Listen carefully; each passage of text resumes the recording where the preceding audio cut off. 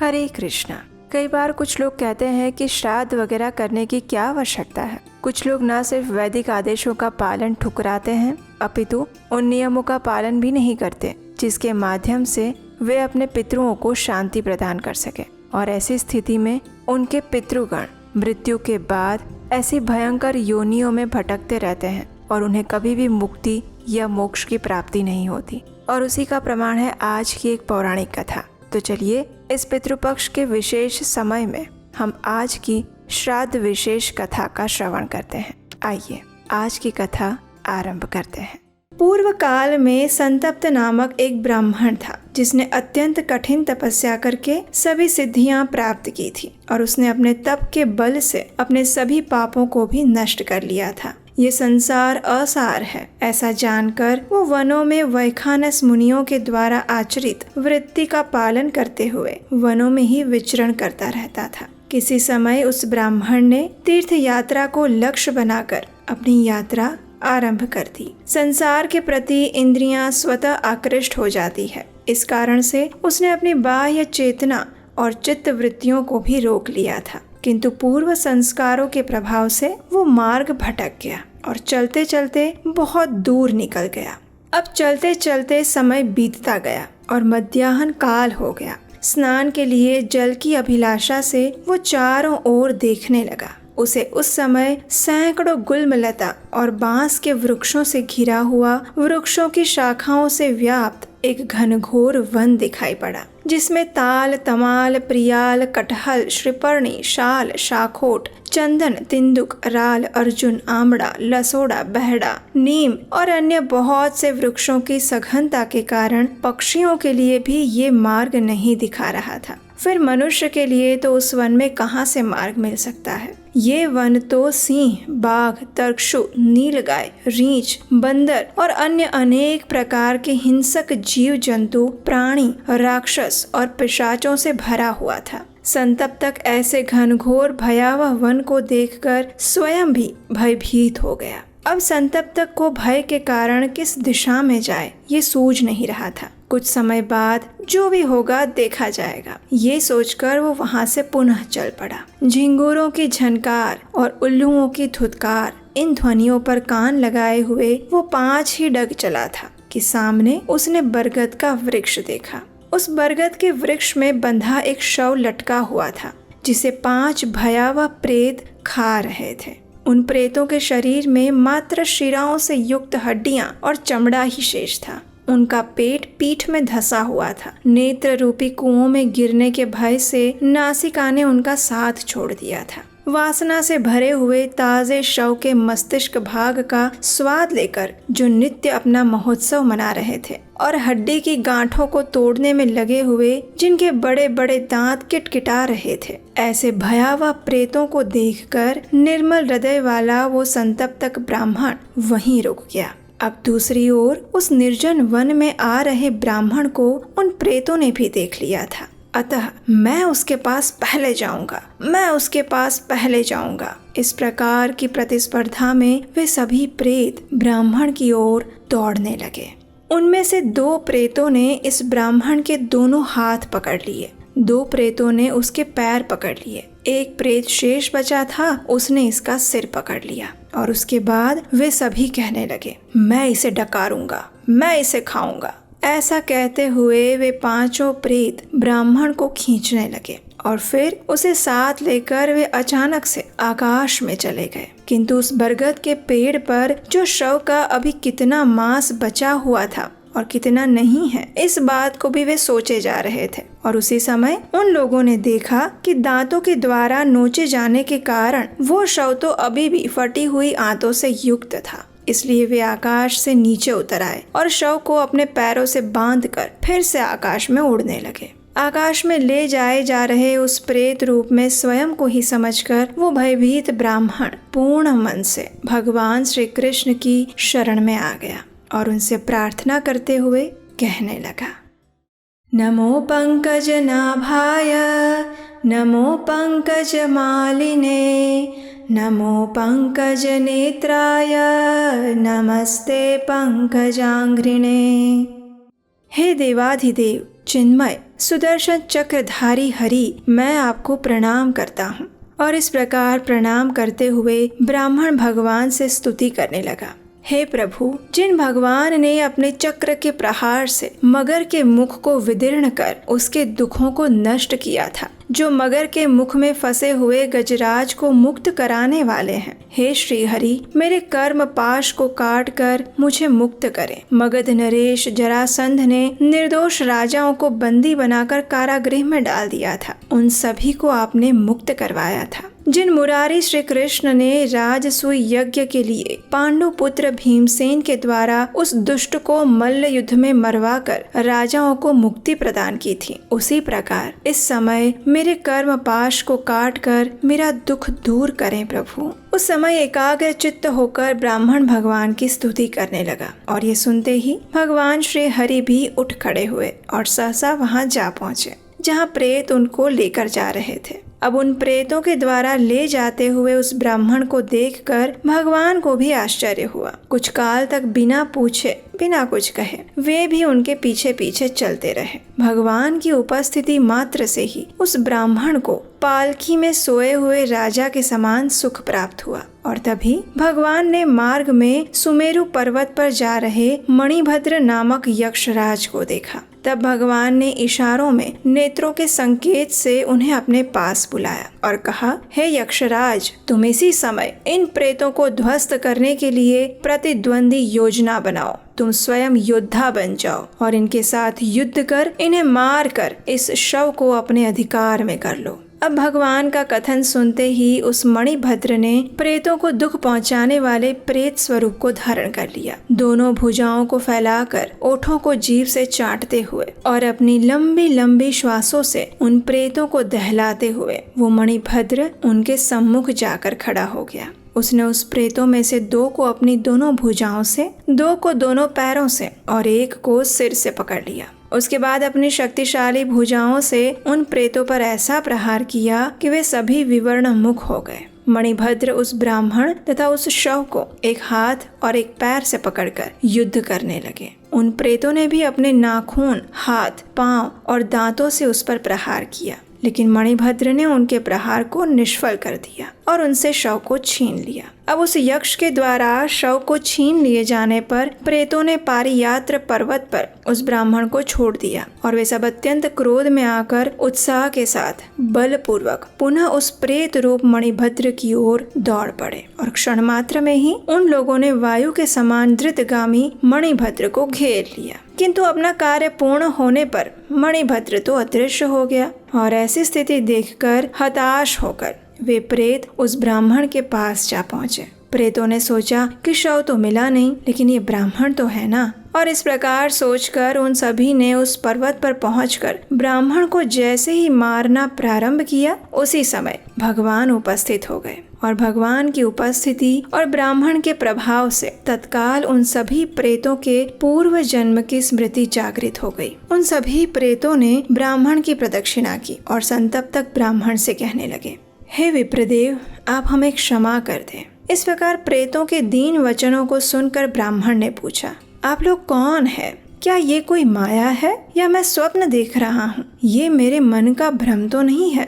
तब ब्राह्मण के प्रश्नों का उत्तर देते हुए उन प्रेतों ने कहा, हे विप्रवर, हम सभी प्रेत हैं और पूर्व जन्म के दुष्कर्मों के प्रभाव से इस योनि को प्राप्त हुए हैं। तो ब्राह्मण ने कहा, हे प्रेतों, तुम्हारे नाम क्या है? तुम सबने क्या किया था? तुम्हें कैसे इस दशा की प्राप्ति हुई? पहले मेरे प्रति तुम लोगों का व्यवहार कैसे अविनयी था और इस समय ये विनयी कैसे हो गया? आखिर ये सब क्या हो रहा है?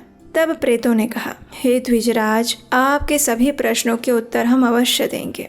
ध्यान पूर्वक सुनिए। हे योगीराज, हम आपके दर्शन से ही निष्पाप हो गए हैं। हमारे नाम क्रमशः पर्युषित, शुचिमुख, शीघ्रग, रोधक और लेखक हैं। तब आश्चर्य पूर्वक ब्राह्मण ने कहा, हे प्रेतों, पूर्व कर्म से उत्पन्न प्रेतों के नाम कैसे निरर्थक हो सकते हैं? तुम सब अपने इन विचित्र नामों के विषय में भी कुछ बताओ। और ब्राह्मण के द्वारा ऐसा कहे जाने पर पृथक पृथक रूप से सभी प्रेतों ने अपनी अपनी कथा कहना आरंभ किया। सबसे पहले उन प्रेतों में से पर्युषित नामक प्रेत ने कहा, हे ब्राह्मण, किसी समय मैंने श्राद्ध के सुअवसर पर ब्राह्मण को निमंत्रित किया था। वह वृद्ध ब्राह्मण मेरे घर पर देर से पहुंचा, तो बिना श्राद्ध किए ही भूख के कारण मैंने उसके भोजन को खा लिया, और जब ब्राह्मण आए तो कुछ बासी अन्न लाकर मैंने उस ब्राह्मण को दे दिया। मरने पर मुझे उसी पाप के कारण ये दुष्ट योनि की प्राप्ति हुई। मैंने ब्राह्मण को जो बासी भोजन दिया था उसी से मेरा नाम पर्युषित हो गया। फिर शुचिमुख ने कहा, किसी समय कोई ब्राह्मणी तीर्थ स्नान के लिए भद्रवट तीर्थ में गई थी। उसके साथ उसका 5 वर्षीय पुत्र भी था, जिसके सहारे वो जीवित थी। मैं उस समय क्षत्रिय था। मैं उसके मार्ग का अवरोधक बन गया और निर्जन वन में मैंने उस पुत्र के सिर पर मुष्टि प्रहार कर दोनों के वस्त्र और राह में खाने योग्य सामान छीन लिया था। वो बालक प्यास से व्याकुल हो रहा था, अतः वो माता के पास स्थित जल लेकर पीने लगा, तो मैंने उसको डांट कर जल पीने से भी रोक दिया और स्वयं उस पात्र का सारा जल पी गया। भय से ग्रस्त और प्यास से व्याकुल उस बालक की वहीं पर मृत्यु हो गई, और पुत्र शोक से व्यथित उसकी माँ ने भी कुएं में कूदकर अपने प्राण त्याग दिए। इसी पाप के कारण मुझे ये प्रेत योनि प्राप्त हुई है। पर्वताकार शरीर होने के बाद भी इस समय मैं सुई की नोक के समान मुख वाला हूँ। यद्यपि खाने योग्य पदार्थ मैं प्राप्त कर लेता हूँ, लेकिन फिर भी ये मेरा सुई के छिद्र जैसा मुख उसको खाने में असमर्थ है। मैंने क्षुधाग्नि से जलते हुए ब्राह्मणी के बालक का मुंह बंद कर दिया था, और उसी पाप के कारण मेरे मुंह का छिद्र भी सुई की नोक के समान हो गया है। इसी कारण मैं आज शुचिमुख नाम से प्रसिद्ध हूँ। उसके बाद शीघ्रग नामक प्रेत ने कहा, हे विप्रवर, मैं पहले एक धनवान वैश्य था। उस जन्म में अपने मित्र के साथ व्यापार करने के लिए मैं एक दूसरे देश में जा पहुंचा। मेरे मित्र के पास अधिक धन था और उस धन के प्रति मेरे मन में लोभ आ गया। मेरा तो मूल धन समाप्त हो गया था और हम दोनों ने वहां से निकलकर मार्ग में स्थित नदी को नाव से पार करना आरंभ किया। उस समय आकाश में सूर्य लाल हो गया था। राह की थकान से व्याकुल मेरा वो मित्र मेरी गोद में अपना सिर रखकर सो गया। उस समय लोभ के कारण मेरी बुद्धि अत्यंत क्रूर हो गई और सूर्यास्त हो जाने पर गोद में सोए हुए अपने ही मित्र को मैंने जल प्रवाह में फेंक दिया। मेरे द्वारा नाव में किए गए इस कुकृत्य को अन्य लोग भी नहीं जान पाए, और उस व्यक्ति के पास जो कुछ भी बहुमूल्य हीरे, जवाहरात, मोती और सोने की वस्तुएं थीं, वो सब लेकर मैं शीघ्र ही उस देश से अपने घर लौट आया। घर में वो सब सामान रख कर मैंने उस मित्र की पत्नी के पास जाकर कहा कि मार्ग में लुटेरों ने मेरे उस मित्र को मार कर सब सामान छीन लिया था और मैं भाग कर आया हूँ। अब उस स्त्री ने भी उसी समय परिवारजनों की ममता को छोड़कर अपने प्राणों की भेंट अग्नि को चढ़ा दी। अब मेरे मार्ग में कोई अवरोध नहीं रहा था और ये देखकर प्रसन्नचित्त होकर अपने घर चला आया। घर आकर जब तक मेरा जीवन रहा तब तक मैंने उस धन का उपभोग किया। मित्र को नदी के जल प्रवाह में फेंक कर मैं शीघ्र ही अपने घर लौट आया था और उसी पाप के कारण मुझे प्रेत योनि मिली और मेरा नाम शीघ्रग हो गया। उसके बाद रोचक नामक प्रेत ने कहा, हे मुनीश्वर, मैं पूर्व जन्म में शूद्र जाति का था। राजभवन से मुझे जीवन यापन के लिए उपहार में बहुत बड़े बड़े 100 गांवों का अधिकार मिला था। मेरे परिवार में बूढ़े माता पिता थे और एक छोटा सगा भाई था। लोभ के कारण मैंने शीघ्र ही अपने उस भाई को घर से निकाल दिया, जिसके कारण अन्न और वस्त्र से रहित उस भाई को अत्यधिक दुख भोगना पड़ा। उसके दुख को देखकर मेरे माता पिता मुझसे छुपाकर कुछ न कुछ उसको देते रहते थे। जब मैंने भाई को माता पिता के द्वारा दी जा रही उस सहायता की बात विश्वसनीय पुरुषों से सुनी तो गुस्से में आकर एक सूने घर में मैंने अपने माता पिता को जंजीर से बांध दिया। इस व्यवहार से दुखी होकर कुछ ही दिनों के बाद मेरे माता पिता ने विषपान करके अपनी जीवन लीला समाप्त कर ली। माता पिता की मृत्यु से दुखी होकर मेरा छोटा भाई भी इधर उधर भटकता रहा और गांव तथा नगर में भटकता हुआ एक दिन वो भी भूख और प्यास से पीड़ित होकर मर गया। हे ब्राह्मण, मरने के बाद उसी पाप के कारण मुझे ये प्रेत योनि मिली। माता पिता को मैंने बंदी बनाया था, इसी कारण मेरा नाम रोधक पड़ा। अब अंतिम प्रेत लेखक कहने लगा, हे विप्रदेव, मैं पूर्व जन्म में उज्जैन नगर का ब्राह्मण था। वहाँ के राजा ने मेरी नियुक्ति देवालय में पुजारी के पद पर की थी। उस मंदिर में विभिन्न नाम वाली बहुत सी मूर्तियाँ थीं। स्वर्ण निर्मित उन प्रतिमाओं के अंगों में बहुत से रत्न भी लगे हुए थे। उनकी पूजा करते हुए मेरी बुद्धि पाप आसक्त हो गई थी, इसलिए मैंने एक तेज धार वाले लोहे से उन मूर्तियों के नेत्र आदि से रत्नों को निकाल लिया। क्षत विक्षत और रत्न रहित नेत्रों को देखकर राजा प्रज्वलित अग्नि की ज्वाला के समान क्रोधित हो गया और राजा ने ये प्रतिज्ञा ली कि चोर चाहे श्रेष्ठ ब्राह्मण ही क्यों ना हो, यदि उसने मूर्तियों से रत्न और सोना चुराया होगा तो ज्ञात होने पर निश्चित ही वो मेरे द्वारा मारा जाएगा। अब ये सब सुनकर मैंने रात्रि में तलवार उठाई और राजा के घर में जाकर राजा का ही पशु की तरह वध कर दिया। तदअनंतर चुराई गई मणियों और सोने को लेकर मैं रात्रि में ही अन्य स्थान पर जाने लगा, लेकिन मार्ग में स्थित घनघोर जंगल में एक बाघ ने मुझे मार डाला। मैंने लोहे से प्रतिमा छेदन और काटने का जो कार्य किया था, उस पाप से आज मैं लेखक नाम का प्रेत बना हूँ। नरक की यातना भुगतने के बाद मुझे यही प्रेत योनि प्राप्त हुई। इन सभी 5 प्रेतों की बात सुनकर ब्राह्मण ने कहा, हे प्रेतगणों, आप लोगों ने अपनी जैसी दशाएं बताई है वैसे ही आप सबके नाम भी हैं। वर्तमान समय में तुम लोगों का आचरण और आहार क्या है, उसको भी मुझे बताओ। तो प्रेतों ने कहा, हे द्विजराज, जहाँ पर वेद मार्ग का अनुसरण होता है, जहाँ लज्जा, धर्म, दम, क्षमा, धृति और ज्ञान ये सब रहते हैं, वहाँ हम सब वास नहीं करते। जिसके घर में श्राद्ध और तर्पण का कार्य नहीं किया जाता, उसके शरीर से मांस और रक्त खींचकर हम उसे पीड़ा पहुँचाते हैं। मांस खाना और रक्त पीना यही हमारा आचरण है। हे ब्राह्मण देव, सभी लोगों के द्वारा निंदनीय हमारे आहार के विषय में कहते हुए भी हमें लज्जा आ रही है। वमन, विष्ठा, कीचड़, कफ, मूत्र और आंसुओं के साथ निकलने वाला मल यही हमारा भोजन और पानी है। हे विप्र, हम नहीं जानते क्यों हमारे अंदर पूर्व जन्म की स्मृति एकाएक आ गई है। जब प्रेत इस प्रकार बोल रहे थे, उसी समय भगवान श्री हरि ने उन सभी को दर्शन दिए। अपने समक्ष स्वयं पूर्ण पुरुषोत्तम परम भगवान श्री हरि को देखकर उस श्रेष्ठ ब्राह्मण संतप्तक ने उन्हें पृथ्वी पर गिरकर साष्टांग प्रणाम किए और भगवान की अनेक प्रकार से स्तुति करने लगा। ब्राह्मण की प्रार्थनाओं और स्तुति से भगवान अत्यंत प्रसन्न हुए। श्री हरि के दर्शन पाकर उन सभी प्रेतों ने भी भगवान को प्रणाम किया और अपने पाप कर्मों के लिए पश्चाताप करने लगे। भगवान के प्रति अधिक प्रेम उत्पन्न होने के कारण उस ब्राह्मण की वाणी रुक गई, जिसके कारण उसके मुख से कुछ भी नहीं निकल पा रहा था। स्खलित वाणी में संतप्तक ब्राह्मण ने भगवान से प्रार्थना करते हुए कहा,